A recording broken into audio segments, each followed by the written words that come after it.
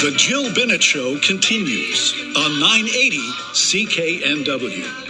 We were just talking with Dave Hutch, Director of Planning and Park Development with the Vancouver Park Board. He confirmed that, yes, the plan for the one lane of traffic to be allowed back into the park did get underway. That lane reopened just after 1 o'clock this afternoon. He also talked about the fact that about 35% of the parking on Park Drive has now been taken for that other lane, that dedicated bike lane. And that's part of what businesses had raised concerns about. So let's bring in Nigel Malkin. He represents some business owners in Stanley Park. Nigel, great to chat with you again.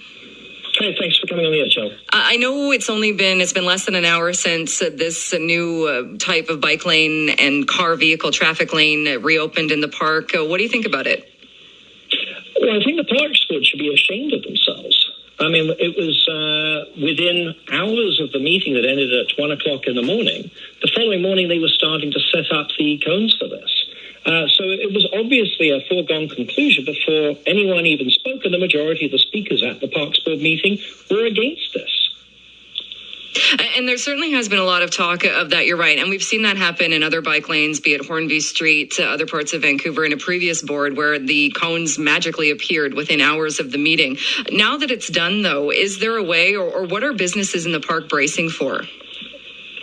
Well, they're out of business pretty well. But the people at Prospect Point Cafe, I can't imagine how they're going to make it. I noticed that one of the adverts just before we came on the air, bankruptcy trustees were advertising. This is how dismal it's going to be. But not only is it bad for the businesses, we have to go and think. This bike lane, you have a 7-degree grade going up towards Prospect Point, and no kids could ever ride up there. This isn't a bicycle lane. This is for elite cyclists. This is something that the Parks Board are doing with Hub. It doesn't have anything to do with the environment, and it's going to kill these businesses. The businesses luckily have got Wally Opal representing them, who is probably one of the best litigators in the country, and he will be filing legal challenges within the next few days.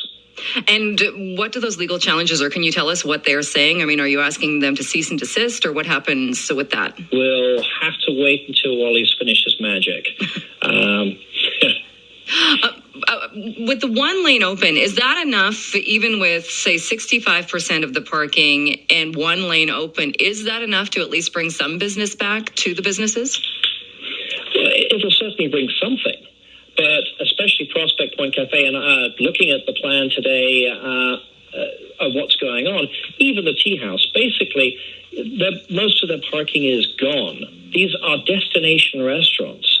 And same thing with the aquarium. These are destination things.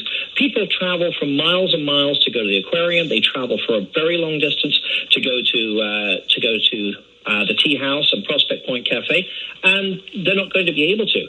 One of the other things that's just appalling is they're closing down the entrance to the park from the North Shore. And there's a lot of people, I myself live on the North Shore, who would go across and go into Stanley Park to go to Prospect Point Cafe and the Tea House, and we're unable to do so. We now have to go all the way through into the city and then go back around Stanley Park to go and get to these restaurants. So it's going to make it far less appealing to people from the North Shore. And again, just another nail in the coffin to put these businesses out of business. You mentioned the aquarium, and the aquarium has announced that it plans to reopen on Friday. It's going to be appointment only. People have to wear masks. So they must be banking on the fact that people will be able to get there, or enough people will be able to get there to justify them opening. Well, if I had my membership like I used to have with my children, I'd probably be lining up at the door.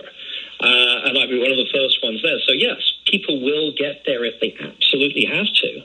But it's going to make things extremely difficult. And if you happen to have younger children and strollers and all the things that go with having young kids, how are they going to get to the aquarium? And I'd like to know how. It's going to be very, very difficult. There was already a bike lane on the seawall. It's already a bike lane going through the causeway. This does not need to be done.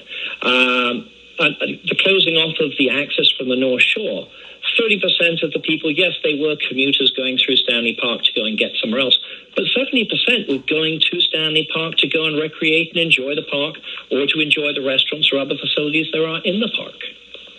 And so you're right. So now if you're coming off the North Shore, you kind of have to go in and loop around. Or how would you? And loop around to the Georgia Street exit or entrance? Yeah, it's the only way. And I mean, also, there's no exit on Beach Avenue as well.